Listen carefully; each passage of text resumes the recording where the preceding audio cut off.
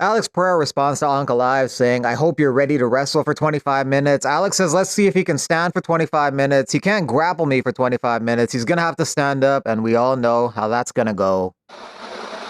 You know how this is going to turn out, don't you? No? Shama. Ankalaev was asked if it was difficult to take the fight during Ramadan and how hard will the next 7 days be for him. He said, yes, it is very difficult, but there were no other options. It was a chance and we're taking it. He's undefeated in his last 13 fights, and Alex Pereira has won 5 in a row. Regarding Alex Pereira's $200,000 bet idea for charity, Ankalaev says, as a Muslim, you know betting is forbidden in Islam. And also as a Muslim, I have to give 2.5% of my wealth to charity. This is one of the pillars of Islam. Many kids around the world are in need, and we can do things after the fight, but we don't need to publicize it. Your manager and my manager have a good relationship, and we can let them handle that. Justin Gaethje, interested in training FBI agents. He's fighting Fiziev this weekend. He's a slight underdog, but he won the first fight via decision. Fiziev did well in the beginning. Justin turned it up towards the end, won a majority decision. Rafael Fiziev is grateful to Justin Gaethje for the opportunity to rematch him. I want to go and shake the hands of Justin, to saying like, bro, you give me this chance again, man. Oh, I'm not deserving, and you give me this chance. Yeah, I know the situation. You have a full camp. You wanna fight. You know, you don't wanna pull out from this card. And but still, you know, for me, it's like I want to shake his hand and I think, bro, you give me this chance again, man. Wow. Thank you so much. Should be some strong kicks thrown in this fight. Gaethje's known for his leg kicks, and Fiziev has some pretty strong body kicks as well.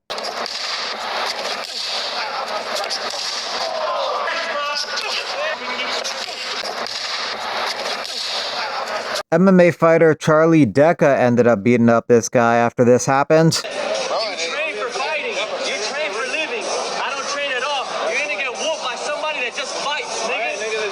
Charlie took him down and elbowed him with some shots, and the guy tapped out. But it's not a sanctioned fight with referees, so he just kept continuing, and then he choked him and the guy tapped out again. But then he wanted to do another choke and tap the guy out again. But Charlie wasn't done. He kept going more and landed some more strikes. Eventually, Charlie's friend Jorge Masvidal had to stop it. You know, it might be going a little too far if Jorge Masvidal has to be the voice of reason. Jiu-Jitsu is all problem solving. Based on a reaction your partner gives you, you solve it with a certain reaction. You solve it with a certain move.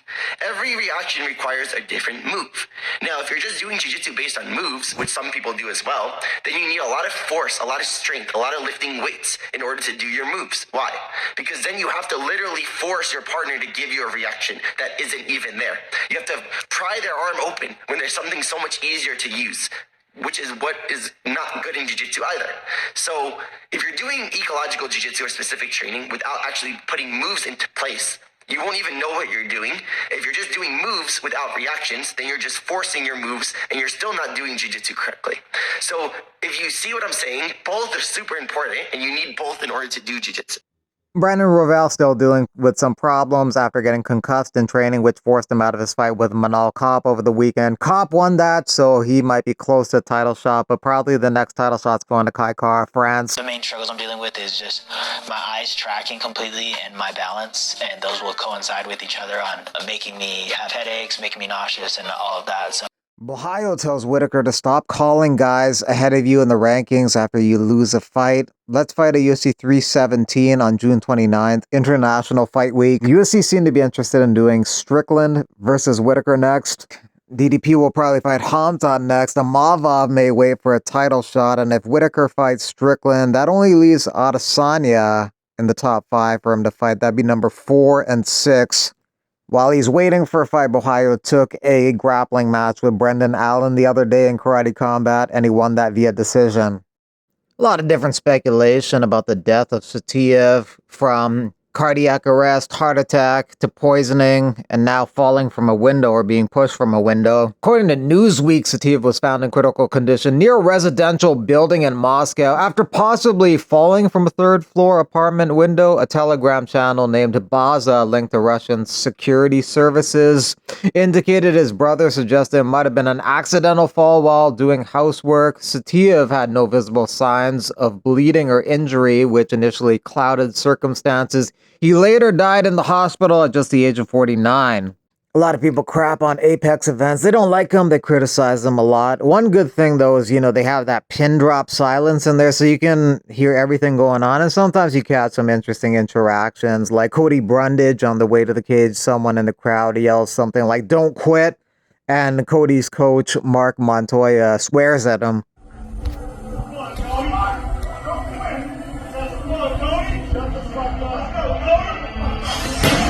Well, the joy has... Brundage picked up the first-round TKO victory over Julian Marquez that night. He got called out by Ruziboev, who wants to fight him next.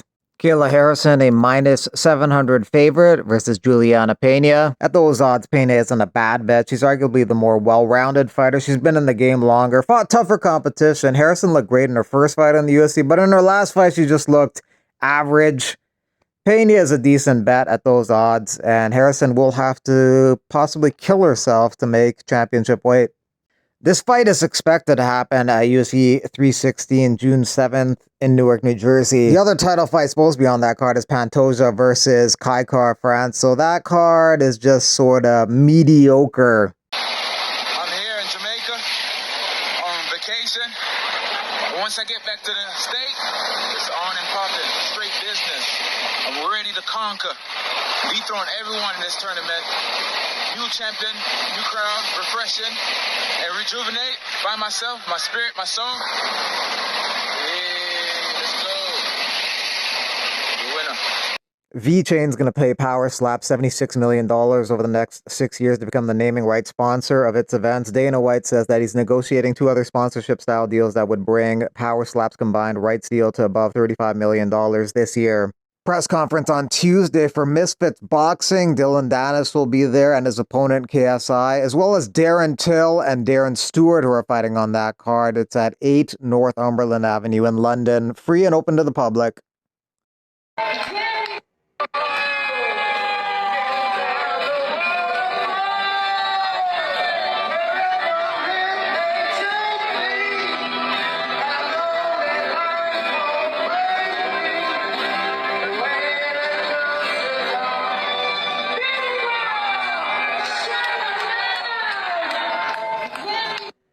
What's up, guys? I am hosting an MMA retreat in Colombia, May 18th through the 24th. All-inclusive retreat, pick up from the airport, nice accommodations, 2 training sessions a day with me and Brandon Six Gun Gibson. Meals prepared by chefs, stretching, yoga, breath work, all sorts of excursions, hiking. It's gonna be beautiful. Come out, train with us. We're gonna have a fantastic time. I'm gonna include a link if you're interested. Come out, sign up, have a good time with us.